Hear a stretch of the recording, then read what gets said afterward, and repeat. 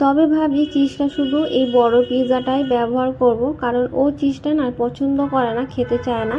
তাই ভাবছি যে ছোট যে পিৎজাটা করছি ওটা নর্মালি রাখবো। একটাই চিজ কিউবে আমার এখানে হয়ে গেছে, বেশি লাগিয়ে মোটামুটি আর লাগবে বলে মনে তো হচ্ছে না, পুরো ওইটা ভরে গেছে, আর দিলে হয়তো ভালো লাগবে না।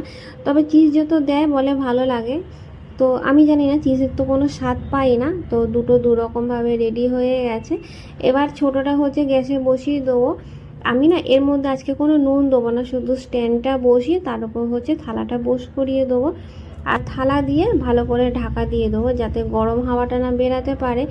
আর এখানে তো মাইক্রো ওভেনে করবো ভেবেছি, কিন্তু কিভাবে ব্যবহার করব আমি তো জানি না। মাইক্রো ওভেনে শুধু আমি খাবার গরম করতেই পারি, সত্যি কথা, কোনো খাবার বানাতে পারি না। এর আগে একবার তো কেক বানানোর চেষ্টা করেছিলাম, কিন্তু কেকটা না আমার হয়নি, নষ্ট হয়ে গেছে। আর একবার পিৎজাও করেছিলাম, সেটাও হয়নি, তলাটা পুড়ে গেছিলো। না জানলে যা হয়। তো এখানে তো পিৎজাটা ঘুরছে, ভালোই দেখতে পাচ্ছি। কোনো মতে 180 ডিগ্রি মাইনাসে দিয়ে 10 মিনিটের জন্য এটা দিয়ে দিয়েছিলাম। তো পিৎজাটা এত সুন্দর দেখতে লাগছে কি বলবো, হয়তো তোমরা দেখে বুঝতে পারছো যে পিৎজাটা এত সুন্দর হয়েছে।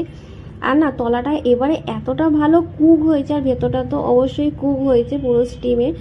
তো যাই হোক, এত ভালো হবে আমি আশা করিনি মাইক্রো ওভেনে। ফার্স্ট টাইম বোধহয় মাইক্রো ওভেনে এত ভালো একটা জিনিস করতে পারলাম। আর এই পিৎজাটা মাইক্রো ওভেনে করতে আমার সময় লেগেছে 20 মিনিটের একটু বেশি, আবার 25 মিনিটও না। কিন্তু যাই হোক, একটা টাইম জেনে গেছে যে এই টাইমের মধ্যে হয়ে যায়।